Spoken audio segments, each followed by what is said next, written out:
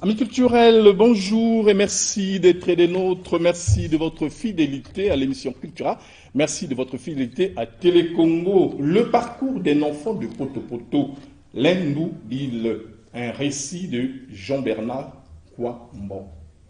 Bonjour. Bonjour, monsieur. Merci donc. Vous avez bénéficié, il faut le dire, de la préface du professeur Richard Roger Urbain Bileko.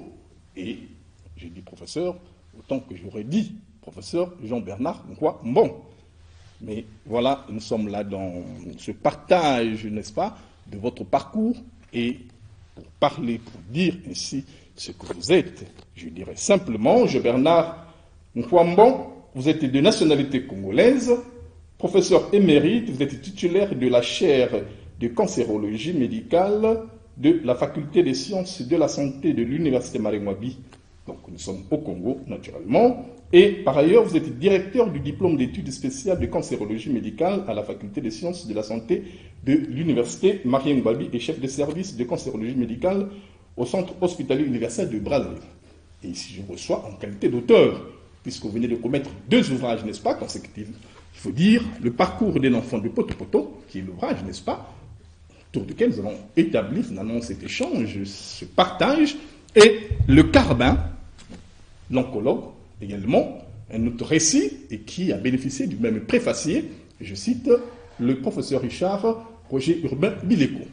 Alors, un très beau partage, il faut le dire, vous parlez de votre parcours, mais ce n'est pas parce que vous voulez nous dire qui vous êtes, c'est plutôt parce que vous avez un message très touchant, parce que vous avez connu, n'est-ce pas, il faut dire un parcours exceptionnel, pour ne pas dire atypique, et tout de suite nous allons le sentir, n'est-ce pas, en rendant compte de ce récit et en échangeant autour de son contenu.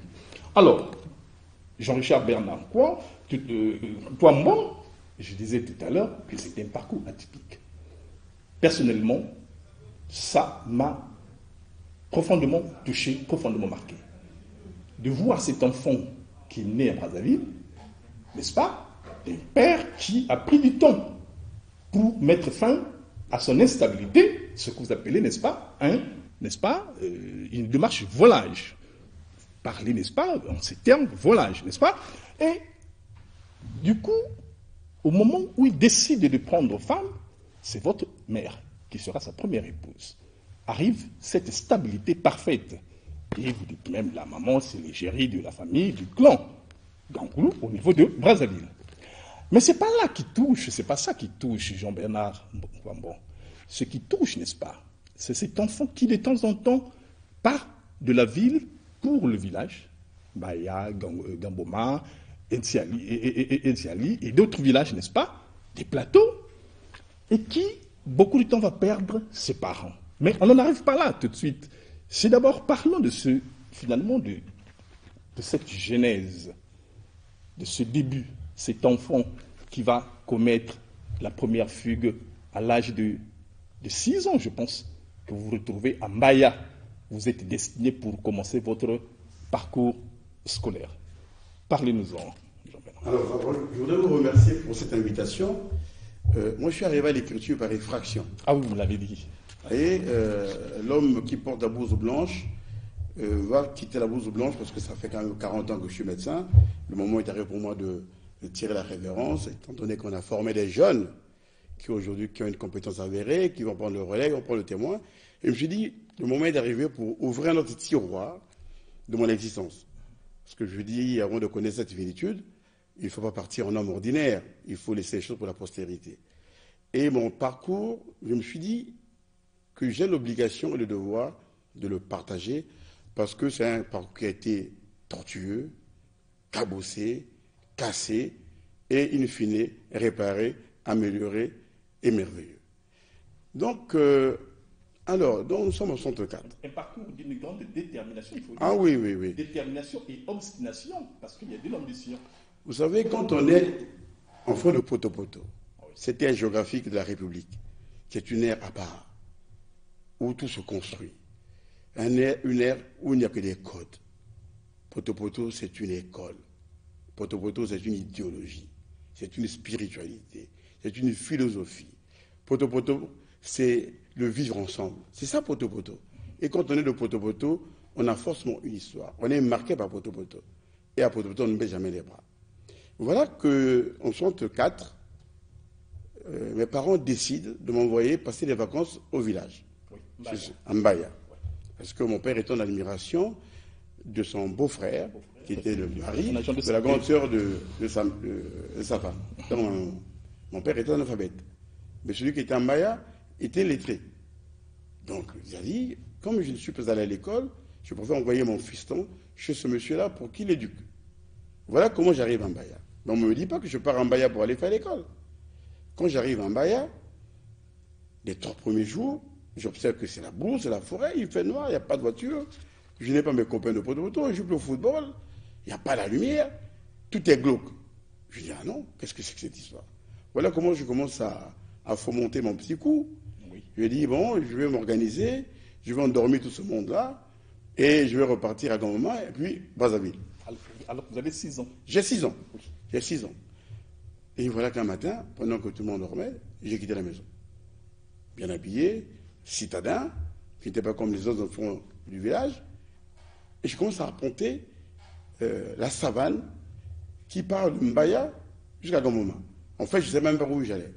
Donc j'ai vu des dames. Donc, vous suivez des femmes qui sont devant vous. Des dames qui avaient des paniers au dos et qui marchaient. Donc je suis rentré dans ce groupe-là.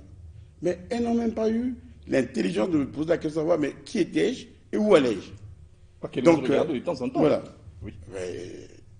Mais il y avait la curiosité. Hein. Donc on a marché. Et puis je vis au loin une dame d'un certain âge qui venait vers nous. J'ai tout de suite compris que cette dame était ma grand-mère, parce que ma maman a les traits de sa mère. Et moi j'ai les traits de ma maman. Donc, quand ma grand-mère est arrivée à mon niveau, elle m'a dit, mais vous êtes l'enfant de Pauline? Je lui ai dit oui. Mais vous allez où? J'ai dit, je repars à Brazzaville. Elle a commencé à pleurer. Elle a dit, ok, je te prends, je te conduis chez ton oncle à Gamboma, et de là, on va t'envoyer à Brazzaville. Voilà comment je suis arrivé à Gamboma, et puis Brazzaville. Voilà. Et là, tout à l'heure, je mentionnais que ce qui m'intéresse à ce niveau, c'est la tolérance qu'a eu votre grand-mère, et la compréhension, n'est-ce pas, finalement, de se ressaisir et de dire que ce petit-fils ne veut pas rester, n'est-ce pas, en Beauce et qu'il veut repartir en village. Et à ce niveau également, Jean-Bernard Ngouambon, vous mentionnez une chose qui est intéressante. Tout à l'heure, vous venez de décrire, n'est-ce pas, l'écosystème de Poto-Poto. Vous avez décrit finalement Poto-Poto, sa philosophie, ses caractéristiques. Et à 6 ans, au village Mbaya, vous dites qu'à ce niveau-là, vous êtes déjà caractérisé par, n'est-ce pas, finalement, il faut dire, cet esprit rebelle. Vous le mentionnez très bien, que vous êtes à ce moment-là, c'est finalement l'esprit de Poto-Poto qui vous habite, qui vous caractérise, et vous dites que, après avoir naturellement fomenté tant de stratégies, vous êtes doux, vous êtes obéissant, vous êtes serviable, n'est-ce pas, pour, comme qui dit, masquer un peu ce plan très bien fomenté. Vous avez tout résumé. Poto-Poto, c'est un endroit où les esprits se forgent, où les hommes se forment. On apprend à devenir homme à Poto-Poto. Parce que Poto-Poto, c'est un environnement à la fois ludique, mais aussi difficile. À Poto-Poto, où on réussit, où on ne réussit pas. Et moi, je suis peut-être cet enfant-là qui fait la transition entre ces deux pôles. Le pôle de la réussite et le pôle de la non-réussite. Mais mon caractère a été forgé à Poto-Poto. Je crois que j'ai peut-être en moi des gènes de rebelle. C'est possible. C'est possible. Parce qu'à 6 ans, avoir cette témérité, refuser ce qu'on vous impose, c'est pas de la et faire ce parcours de, près de 10 km, vous le mentionnez, n'est-ce pas, de près de 10 km, partir le matin pour arriver au soir, très fatigué. Et je pars sans avoir au préalable mangé, hein, donc je pars affamé. Voilà. Alors, ceci n'est qu'un pan finalement, il faut dire, de ce parcours. Vous vous habituez, n'est-ce pas, de temps en temps, à vous frotter finalement à ceux que vous appelez un peu des sauvageons, donc ces enfants de Mbaya, ces enfants de Tiali, ces enfants de Gamboma. Vous êtes finalement un fervent commerçant d'Ignam. Et plus tard, lorsque vous serez à Madingou, vous dites que vous avez pris, finalement, vous avez été, il faut dire, forgé, contrairement à certains enfants le village vous a donné également un autre caractère. Et donc vous avez là également surclassé, finalement vous êtes surclassé par rapport aux enfants de votre âge lorsque vous arrivez à l'Ulima ou lorsque vous arrivez dans d'autres parties. Donc le village aussi a fait partie, n'est-ce pas, a contribué à votre formation. Oui, je crois. Je crois que le village m'a apporté un tout petit peu. Mais avant de parler de Madingou, il faut revenir. Nous sommes encore au village, professeur. Voilà, nous sommes encore dans ces moments. Oui, donc il faut dire qu'après je suis reparti au village. Donc j'ai appris à parler. Pendant 3 ans, vous avez fait le Gangoulou d'abord au village, auprès de mes grands-parents, parce qu'après je suis reparti. Oui. Une fois que je suis revenu à Brazzaville pour commencer l'école, ben, je suis reparti après au village. Là, je suis parti en vacances. Oui. Là, je savais que je partais pour revenir. Là, avec beaucoup de plaisir, avec beaucoup d'enthousiasme. Voilà. Et une dernière fois, vous avez fait Mbaya également. Oui, Mbaya et Inch'Allah. Avec beaucoup de, il faut dire, avec beaucoup également de plaisir, beaucoup d'enthousiasme. Voilà. Je partais apprendre la pêche avec les petits du village, de mon âge. J'étais séduit par leur... Les pièges d'animaux. Ah oui. Mais ils paraissaient plus matures que moi. Parce que j'ai dit, mais ils étaient solides. Ouais. À cet âge-là, ils posaient des pièges, pour attraper des petits... Ils vous ont forgé également. Oui. Ce fut un très bon moment. Voilà. Mais là, tout se passe très bien. Jusque-là, il n'y a pas de problème. Voilà, c'est votre volonté de s'y rendre. C'est la volonté des parents. Vous êtes très enthousiaste. Vous partez, n'est-ce pas, pour les vacances. Mais tout commence, il faut le dire, avec ce que vous appelez le drame. C'est-à-dire le papa qui passe, n'est-ce pas, à trépas. Et à ce moment-là, on sait que le plus dur commence à ce niveau. Vous êtes un très bon élève. À l'école, c'est des très bons résultats. Vous avez un précepteur qui est votre cousin, qui vous suit à la maison. Donc, naturellement, votre père qui veut vous mettre en condition, qui ne nourrit aucun complexe à l'endroit des enfants nantis, qui veut que cet enfant, mais n'est-ce pas, qui est en train de grandir, soit dans des meilleures conditions, se donne davantage. Mais le drame commence avec le décès de votre père. Alors, le 27 mai 1966, j'ai 8 ans. J'avais 7 ans et demi. Bon, disons 8 ans. Très tôt le matin, ma maman me dit, écoute, ton père est hospitalisé, tu vas m'accompagner à l'hôpital. C'était l'hôpital général à l'époque. Service de pneumologie. Donc, très tôt le matin, nous nous rendons à l'hôpital, et là, je constate que mon papa est inerte. Alors que d'habitude, quand j'arrive, je me prends pas dans ses bras, mais là, le monsieur ne bouge pas. Et je suis enfant, je ne comprends pas.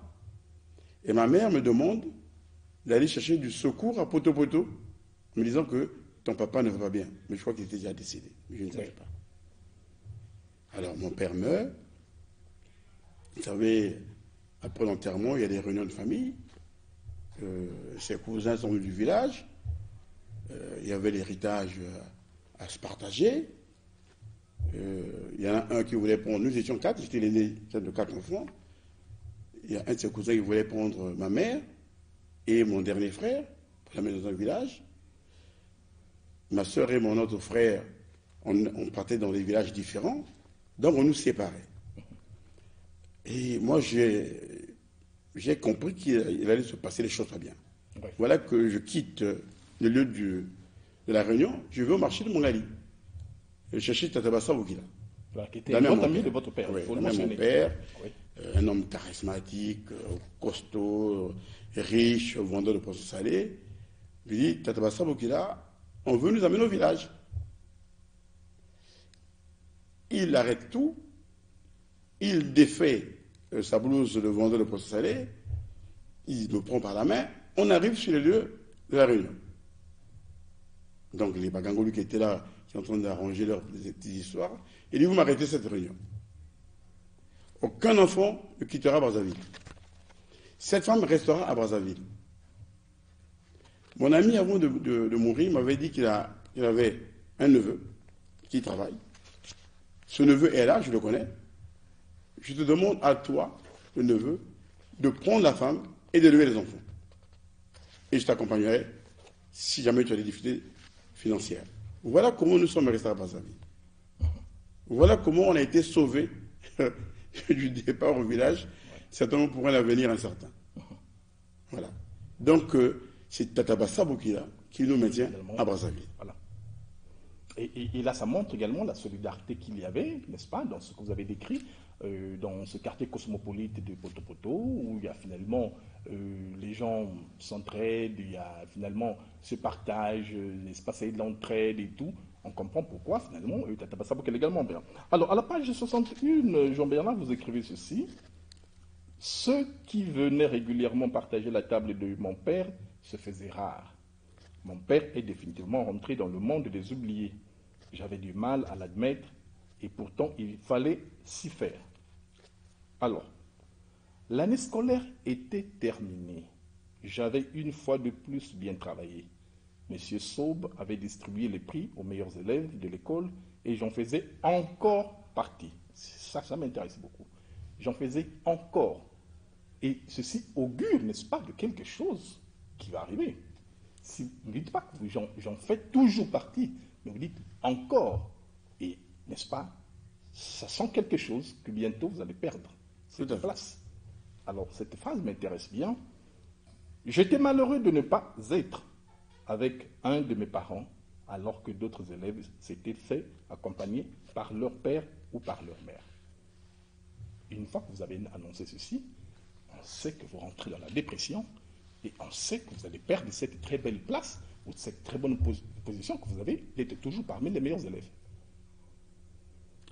Absolument. Vous voyez que quand je perds mon père, je commence à fuguer.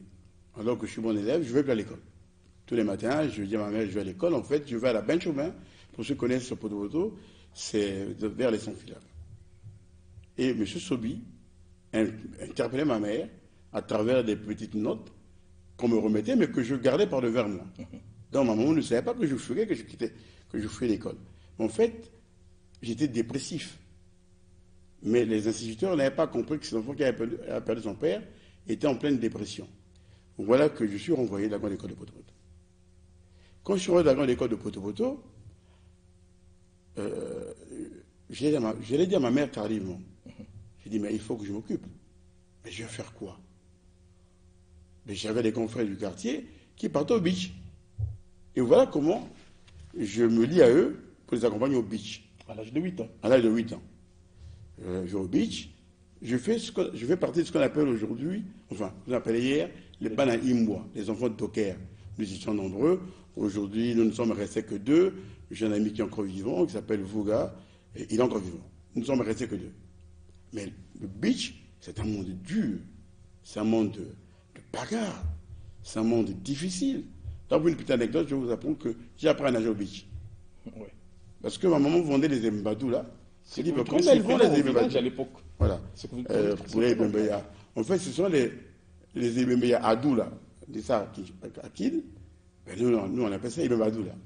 Donc je dis, puis à un moment où on fait ce commerce-là, bon, étant une docker, je peux monter dans le bateau, sortir un carton pour qu'elle n'ait pas payé le monsieur ou la personne qui va lui apporter le carton de poulet.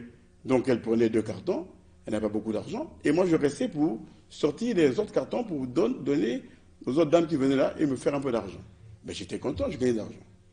Donc je quittais les lieux vers 16h, et quand je rentrais chez moi, donc le temps d'aller jouer un peu au football, et puis le cinéma Vox était à côté, j'avais un peu d'argent, je remettais, je crois, 25 francs à ma maman, c'était ma contribution à la popote, et les 75 francs qui me restaient, je payais un petit morceau qu'on appelait le fabriqué à l'époque, je prenais la graisse de bœuf, et je payais mon ticket pour le cinéma, et je mangeais dans la salle du cinéma.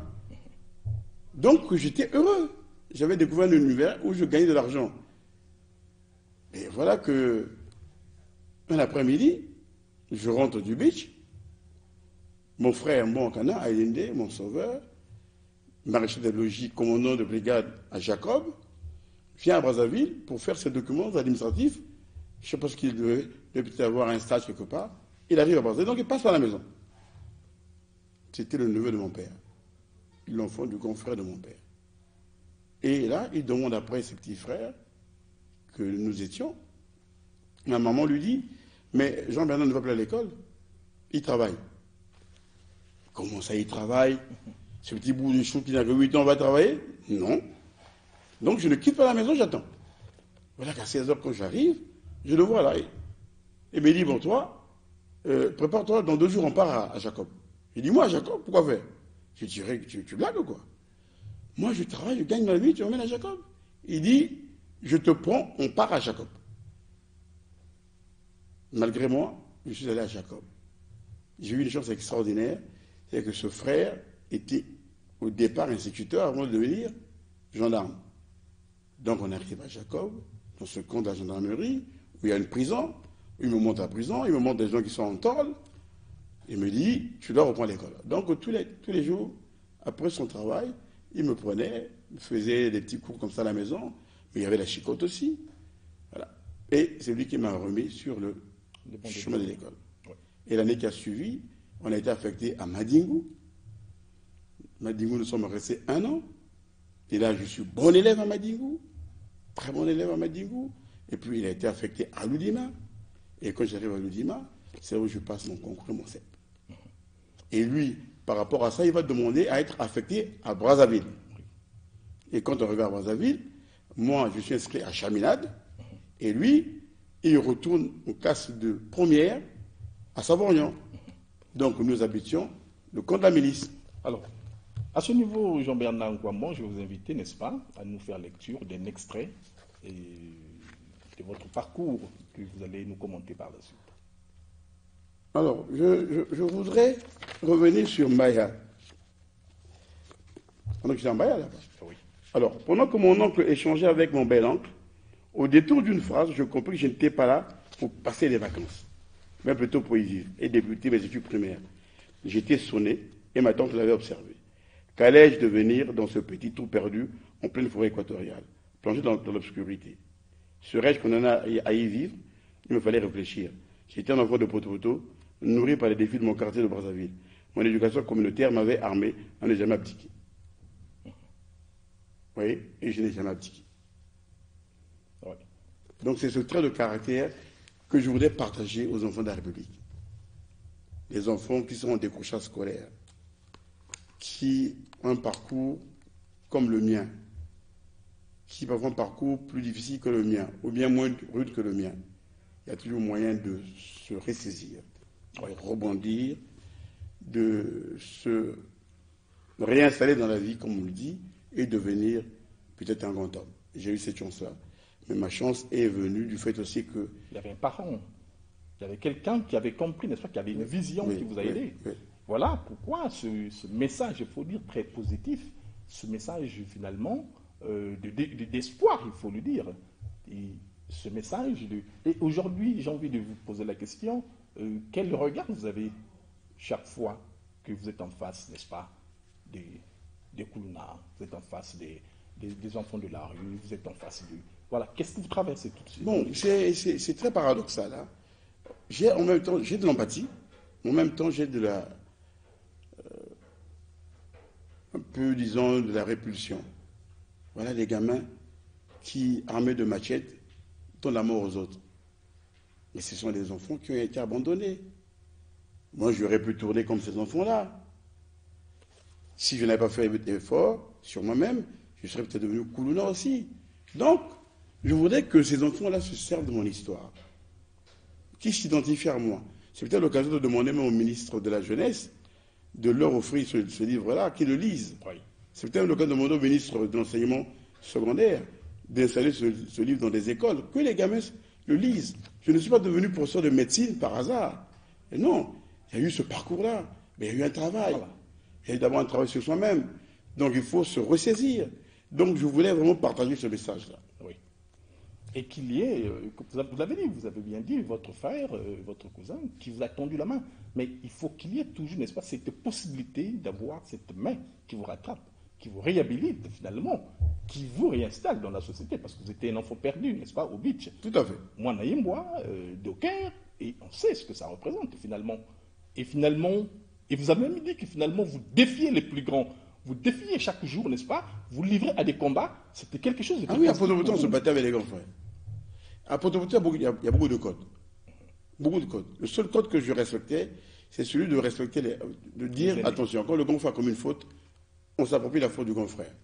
Voilà. À Poto-Poto, le grand frère n'a jamais tort. C'est le seul code que je respectais. Le reste, je n'ai aucun respect pour ça. Voilà. Et vous le mettez Vous le gardez aujourd'hui? Est-ce qu'aujourd'hui, vous Ah, mais c'est Poto qui a fait de moi un homme cash. Je vous dis une chose. Vous savez, mon histoire, mes enfants l'ont découverte il n'y a pas très longtemps. Oui. Quand j'ai fini la rédaction de ce manuscrit, je leur ai passé, ils ont lu, j'étais en Belgique, ils ont demandé que nous nous retournions autour de la table pour parler de ça. Et je me souviens que mon dernier fils a éclaté en sanglots pour me dire, papa, tu as connu tout ça? Je lui ai dit oui. C'est ça la vie. Oui. Voilà. Donc c'est pour dire que c'est vrai, dans la vie, il y a parfois des opportunités. Moi je l'ai eu, ce monsieur, Mbouakana, alien de mon grand frère, qui a fait de moi l'homme que je suis aujourd'hui. Et c'est peut-être Dieu qui me l'avait envoyé, mais je vois que chacun d'entre nous aura dans son parcours, ou sur son parcours, toujours quelqu'un qui peut lui tendre Une la perche qui lui sera tendue. Alors. Amis culturels, nous vous disons merci finalement sur le plateau de Cultura, le parcours d'un enfant de Poto, l'Indeville, un récit de Jean-Bernard Kwambon, qui a connu la préface donc, du professeur Richard Roger Urbain Bileko, ouvrage paru aux éditions L'Harmattan, un ouvrage que je vous recommande, n'est-ce pas? Vous imprégnez de ce parcours très turbulent, mais un message très positif, il faut le dire, qu'a connu Jean-Bernard ici sur le plateau. C'est vraiment un vrai partage, il faut le dire, un message très touchant. Aujourd'hui, c'est des choses que nous continuons à vivre dans nos sociétés. C'est aussi ça les écosystèmes, n'est-ce pas, dans lesquels nous naviguons au quotidien. Et merci pour ce partage, professeur Jean-Bernard Kwambon. Merci beaucoup. Merci. Voilà. C'est moi qui vous dis merci.